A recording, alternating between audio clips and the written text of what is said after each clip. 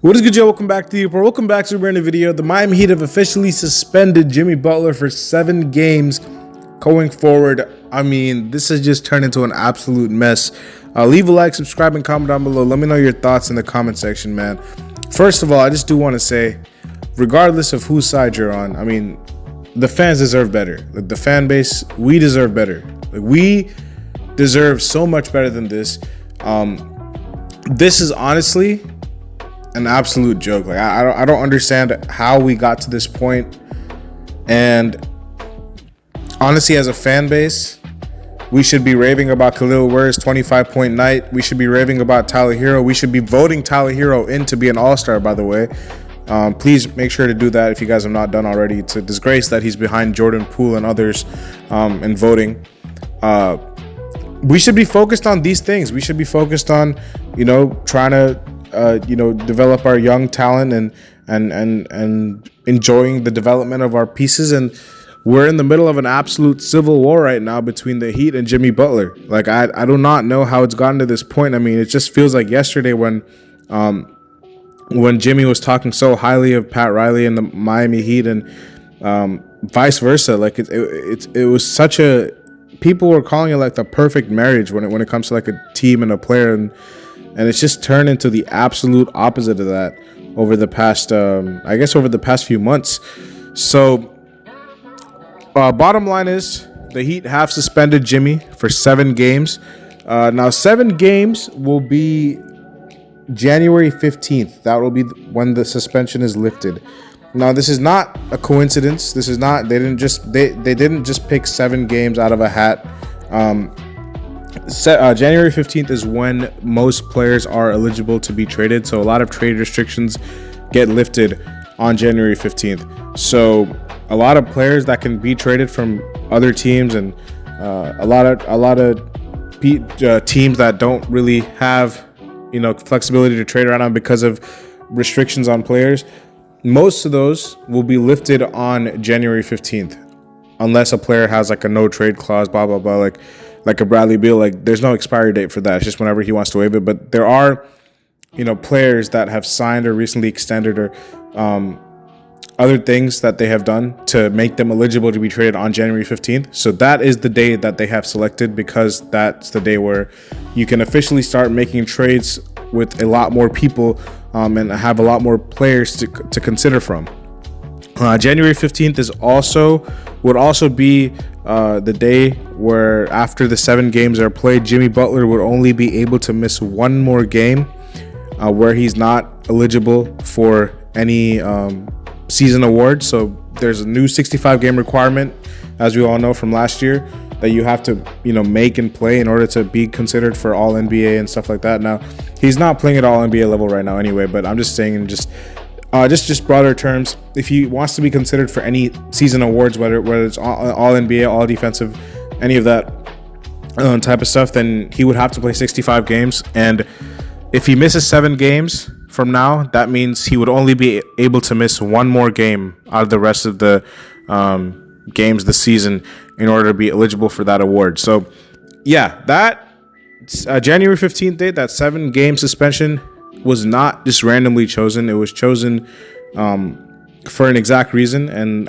the bigger reason is definitely for the fact that most players are eligible to be traded then, but also I guess to spite Jimmy a little bit as well. The second reason also is there too. Jimmy will miss a large amount of money, I think upwards of $2 million for these 7 games. Now, he has the right to appeal the suspension if he wants, and it'll be taken to a higher level and probably won't be decided for a while. If he indeed does appeal, he has 30 days, I believe, to appeal the suspension.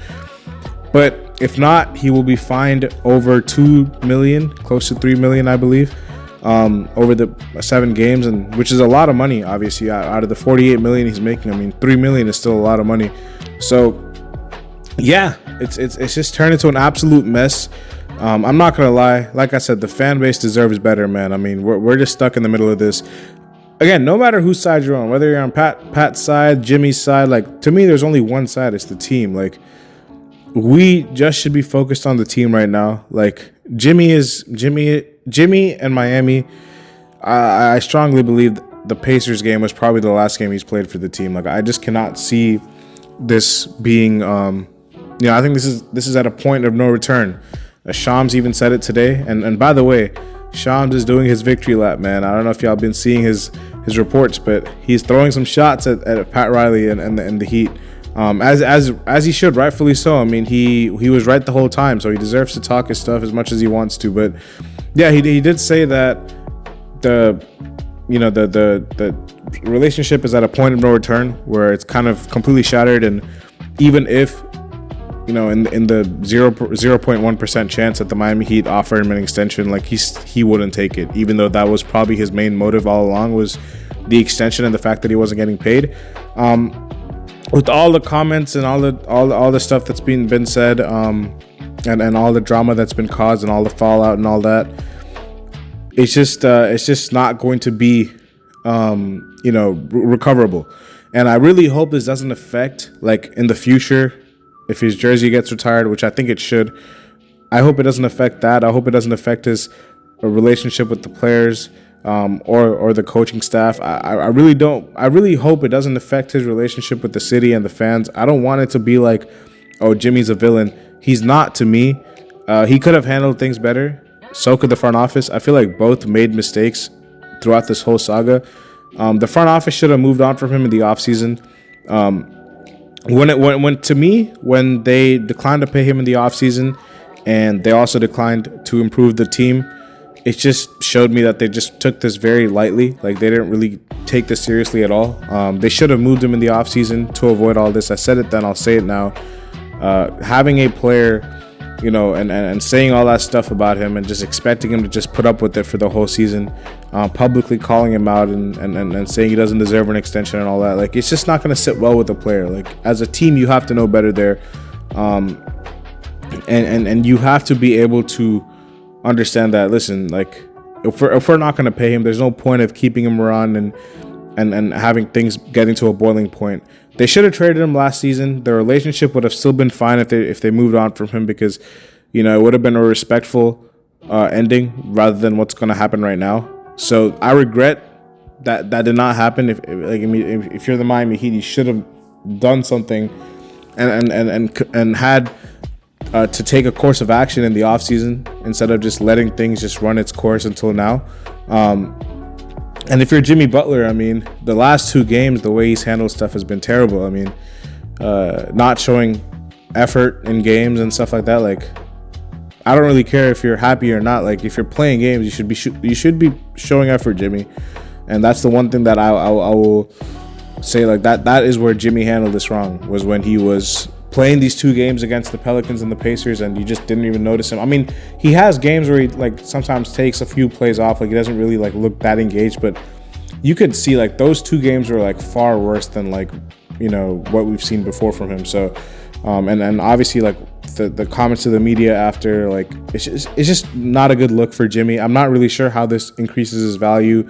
It's not really a good look for him either, and the fact that he's losing a lot of money, it's going to hurt him in the future. So both parties have to walk away not satisfied. Jimmy loses out on money. It's not a good look for him. Maybe he might get what he wants, and maybe that's enough for him because he requested a trade, and the Miami Heat are now listening to offers. But it just doesn't look good for him in the future, because of the mess that was caused. It does not look good for Miami, because I don't know what star, looking at all this in the future, if they think back to what happened here, I don't know what star will want to be like, okay, I want to come to Miami. They take care of their players. It's like, no. We've seen the case that they don't. Even the best players that have played for them, they've let go without blinking an eye. And it's like, how many times are you going to, fracture a relationship with your star players, Pat Riley? Like, it's not a good look for him. It's not a good look for the team either. I mean, suspending a player without pay, costing the guy $2 to $3 million. I mean, listen, it's a bold strategy, and I'm sure they're doing what they think is best for them, but it's gonna hurt them in the future with future players who want to go here. Players will, they will take that into account, man. Getting treated right is something that is really important to players, and for organization that claims to be first class and all that, and the way they've handled this all has been absolutely bizarre to me. Like it's been novice like. I mean, so both parties are at fault. It doesn't really matter whose side you're on. There's only one side, it's the team side. So January 15th is the day that the suspension gets lifted. I don't think that means we're gonna see him on the court for the Miami. For Miami, I don't think so. But January 15th is the day that we should all be, marking on our calendars as, okay, is a trade gonna happen then? Now, the Miami Heat have retracted their statement that they made about a week ago when they said they're not trading Jimmy, and they've basically caved in and been like, okay, fine, we're trading him now because you requested a trade. So that statement was essentially useless that they made a week ago. I'm not even sure what the purpose of that was. I said it then too. It was completely pointless. But they are listening to offers, and they've publicly said that. So, yeah, I mean, I guess cue the sweepstakes for Jimmy Butler. I can't believe I'm saying those words, man. It still hurts.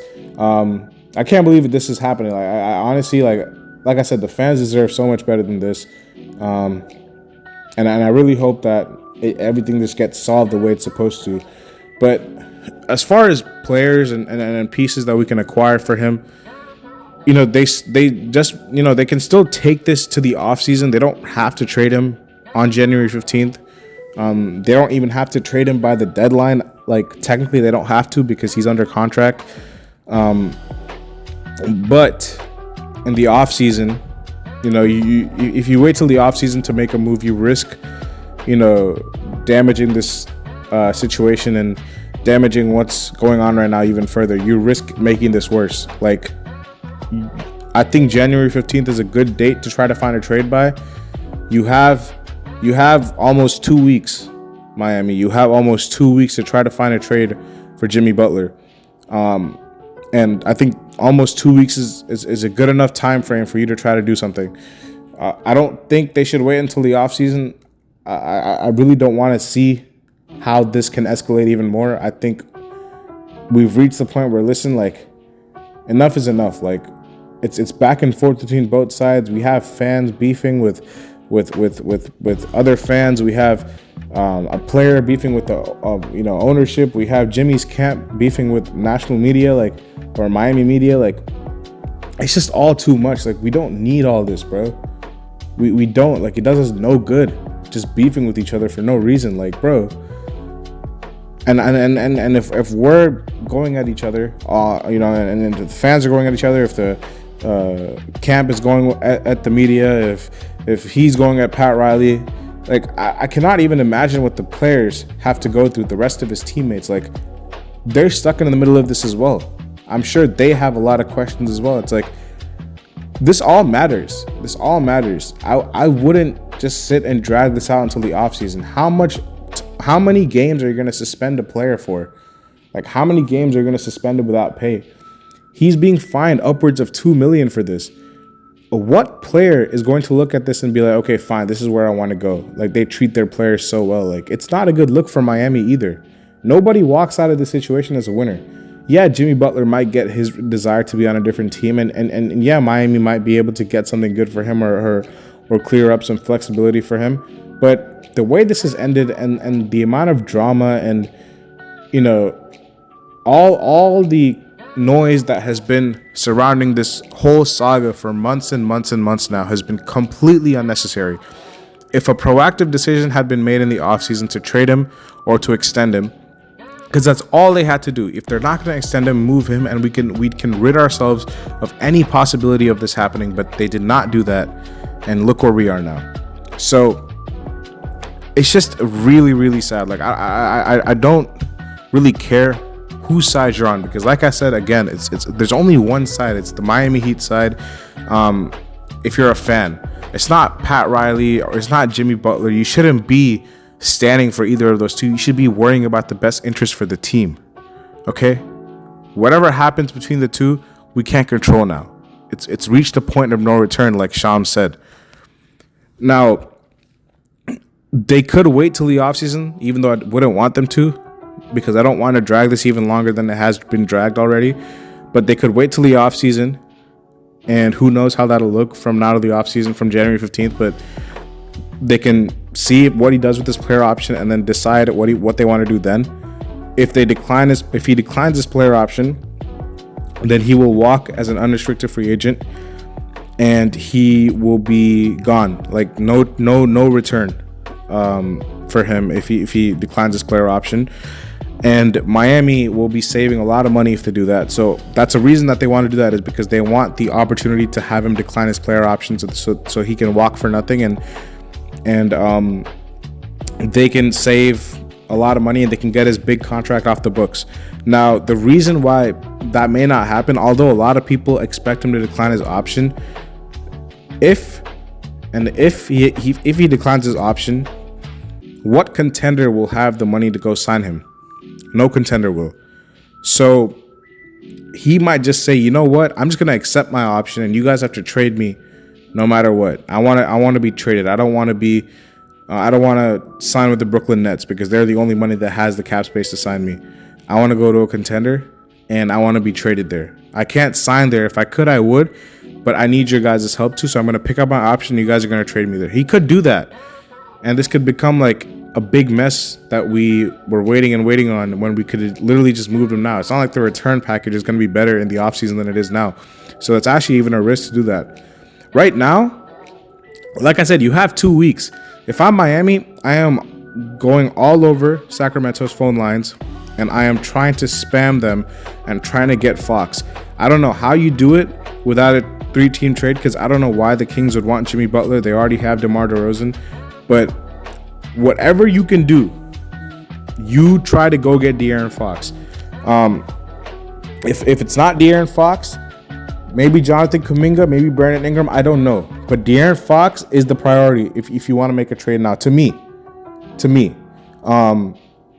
I strongly believe that this is a player who is also on a team that is not that good right now, and he has not signed an extension. He's bypassed the extension that was offered to him for a bigger deal, but the Kings are not giving that to him. Very similar to the Jimmy stuff, but the difference is, Jimmy's actually requested a trade, and no smoke has been really coming out from the Fox and Sacramento side. They just fired their coach, obviously, but that's the trade that you want to see the Miami Heat try to go after. Whatever you have to give up, whether it's Jaime Jaquez, whether it's Nikola Jovic, even if it's Khalil Ware, and I know I'm going to get a lot of hate for that. De'Aaron Fox is an all-NBA guard, man.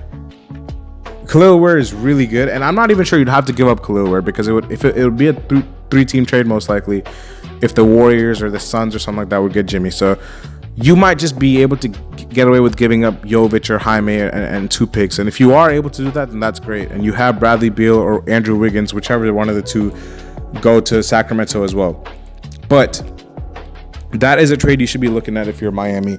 We'll see how this happens, man. Again, I'm going to be updating y'all constantly. This is probably like the since I started this channel, this is like the biggest piece of news, this and the Damian Lillard stuff that has been going around for Miami. The KD stuff as well. I forgot how many players we were linked to. But this is definitely like, the one that affects me the most, because like I never wanted to see Jimmy leave. But hey, I guess we always don't get what we want, man. So listen, we'll see what happens. You guys let me know in the comment section below what you guys make of all this. Again, I think the fans as a whole just deserve better. But leave a like, and listen, man, as Heat fans, this is a point where we have to stick together and we have to be united, man. We can't be beefing with each other. Listen, let's go Heat, all right? Peace.